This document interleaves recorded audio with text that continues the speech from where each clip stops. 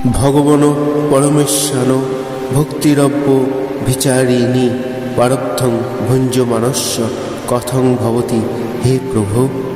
পারব্ধং ভুঞ্জমানো হি গীতা ভাষ্যরত সদা সমুক্ত সুখী লোকে কর্মণা নৌপলিপত্তে।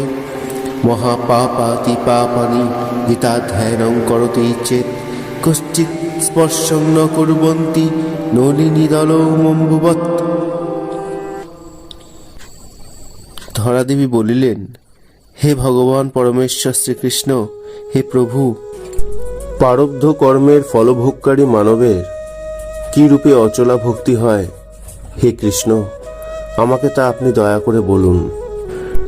ভগবান শ্রীবিষ্ণু বলিলেন, প্রারব্ধের ভোগকারী সর্বদা গীতা পাঠে নিযুক্ত থাকিলে ইহলোকে মুক্ত এবং সুখী হন। কোনো কর্মে তিনি কখনো লিপ্ত হন না।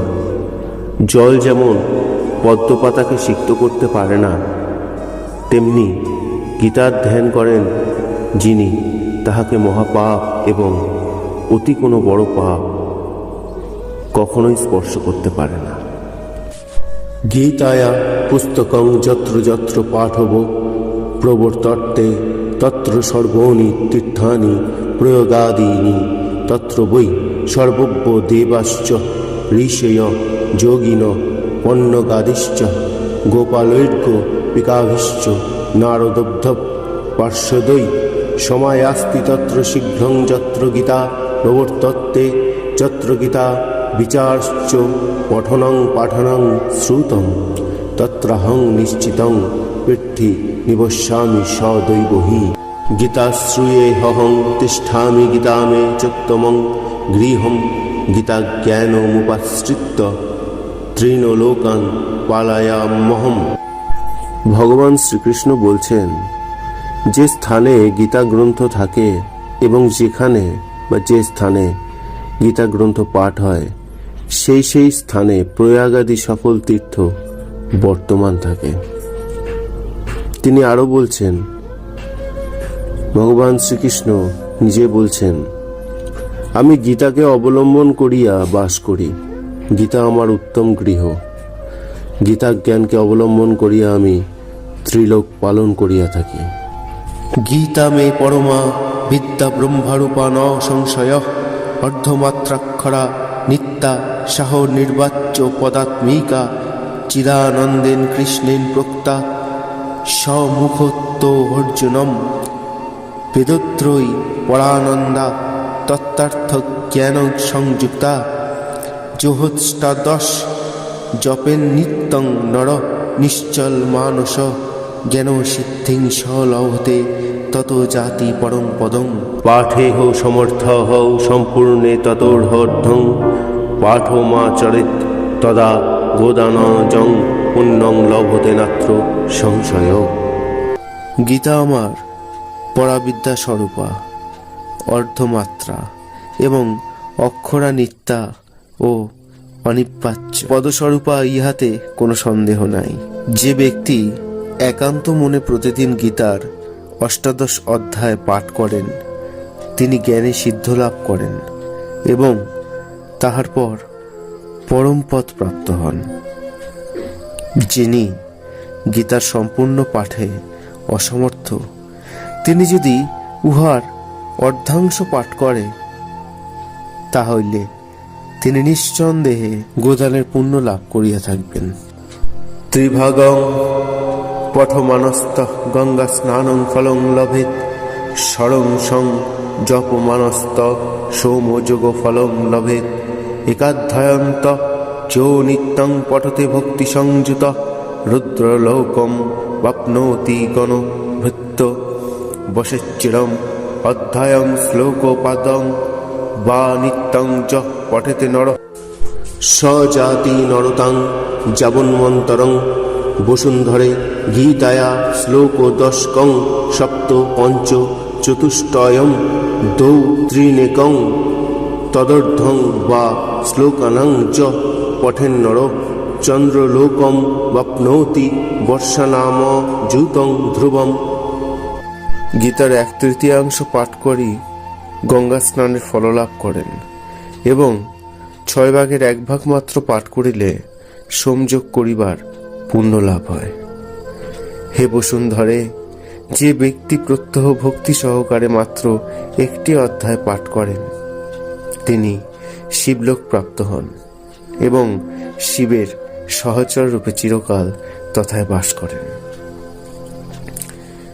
হে পৃথিবী, যে ব্যক্তি প্রতিদিন 1 অধ্যায় অথবা তাহার 1/4 পাঠ করেন তিনি মানব জন্ম লাভ করেন। যিনি গীতার 10, 7, 5, 4, 3, 2, 1 অথবা অর্ধাংশ শ্লোক নিত্য পাঠ করেন তিনি 10,000 বৎসর চাঁদে চন্দ্রলোকে নিশ্চিত বাস করেন। গীতা পাঠ সমাযুক্ত মৃত্য মানুষতাং বজ্রিত গীতা ভাষ্যং পুণ্য কৃত্তা লভতি মুক্তিমুত্তমাম গীতেত্তুচ্চার সংযুক্ত শ্রিয়মানো গতিং লভেত গীতার্থ শ্রবণাসক্ত মহাপাপ যুতঃ পীপা বৈকুণ্ঠং সমবপ্নতি বিষ্ণুনা সহ মোদতে গীতার্থং ধ্যায়তে নিত্যং কৃত্তা কর্মাণি ভূরিশ জীবমুক্তঃ স বিজ্ঞেয় দেহান্তে পরমং পদং।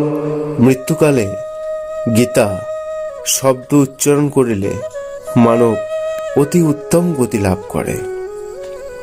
গীতাধ্যায়ী ব্যক্তি মৃত্যুর পর মানব জন্ম লাভ করিয়া থাকে। পাঠক বারবার গীতা পাঠ করিয়া শাশ্বত মোক্ষ প্রাপ্ত হন। গীতার অর্থ শ্রবণে অনুরক্ত ব্যক্তি মহাপাপী বিষ্ণুলোক গমন করিয়া বিষ্ণুর সহিত আনন্দে বাস করেন। প্রচুর কর্ম করিয়াও যিনি প্রত্যহ গীতার অনুধ্যান করেন তাহাকে জীবমুক্ত বলিয়া গণ্য করিবে। তিনি দেহাবসানের পরম পথ প্রাপ্ত হবেন। গীতামাশ্রিত্য বহব ভুবুজ্জ জনকাদয় নির্ধূত কলমষা লোকে গীতা যাতা পরং পদং গীতায়া পঠনং কৃত্তা মহাত্মনং নৈব য পঠেত বৃথা পাঠ ভবেত তস্য শ্রম এব উদাহৃত্য এতন্মহাত্ম সংযুক্তং গীতাভাষ্যং করতিজ্য স তৎ ফলম বাপ্নোতি দুর্লভং গতিমাপ্নুয়াৎ মহাত্ম মেতৎ গীতায়া ময়া প্রোক্তং সনাতনম গীতান্তে চ পঠেত যস্তু যদুক্তং তৎফলং লভেত। জনক প্রভৃতি বহু নৃপতি গীতাকে অবলম্বন করিয়া ইহলোকে পাপ মুক্ত বলিয়া খ্যাত এবং নিরাপদ হইয়া গীতা পাঠ করিয়া পরম পথ অর্থাৎ শ্রীকৃষ্ণের চরণ লাভ করেছিলেন। গীতা পাঠের পর যে ব্যক্তি গীতার মাহাত্ম্য পাঠ করেন না তাহার পাঠ বৃথা হয় এবং এই পাঠ শ্রম মাত্র বলিয়া কথিত হয়। যিনি মাহাত্ম্যের সহিত গীতা পাঠ করেন তিনি গীতা পাঠের ফলস্বরূপ দুর্লভ গতি প্রাপ্ত হন। সুত বলিলেন, এই শাশ্বত গীতার মাহাত্ম্য আমার দ্বারা কথিত হইল। যিনি গীতা পাঠান্তে এই গীতার মাহাত্ম্য পাঠ করেন তিনি গীতা পাঠ ফলের কথা যাহা উক্ত হইয়াছে তাহা লাভ করেন। তো বন্ধুরা, আমরা এই গীতার মাহাত্ম্য থেকে অনেক কিছু জানতে পারলাম। গীতার কোন কোন অধ্যায় পাঠ করলে কি কি হয়। বন্ধুরা, এই যে গীতা, আমরা এটা অনেকেই জানি যে গীতা শব্দটি যদি একটু স্পিডে জোরে জোরে উচ্চারণ করা যায়, গীতা গীতা গীতা গীতা গীতা গীতা ত্যাগী ত্যাগী ত্যাগী ত্যাগী আসছে। তো অ্যাকচুয়ালি যেটাকে বলা যায় কি বলুন তো, গীতার সারমর্মটা ওই একটাই, দুটো অক্ষর, ত্যাগ। ত্যাগ না করতে পারলে তাহলে বোঝা হবে যে সে গীতা উপলব্ধি করতে পারেনি। তো এটাই হচ্ছে ভগবানের মূল বক্তব্য। ভগবান শ্রীকৃষ্ণ বলছেন, এই জগতে আমরা মানুষরা টাকা পয়সা, বাড়ি সম্পত্তি, স্ত্রী, বাচ্চা এসব নিয়ে ব্যস্ত থাকি। হয়তো বাবা মা, আবার কারুর কেউ নেই, তো আমরা এসব নিয়ে ব্যস্ত থাকি, সব আমার ভাবি। কিন্তু এই পুরো পৃথিবীতে সত্যি কথা বলতে কি আমার বলে কিছু নেই, সবই তার, ভগবান শ্রীকৃষ্ণের। তো বন্ধুরা, আজকের ভিডিওটি এইটুকুনি। দেখা হবে পরবর্তী কোনো ভিডিওতে ভগবানের কোনো লীলা কাহিনীর সাথে, কিংবা কোনো বাণী কথার সাথে। হরে কৃষ্ণ, রাধা রাধা।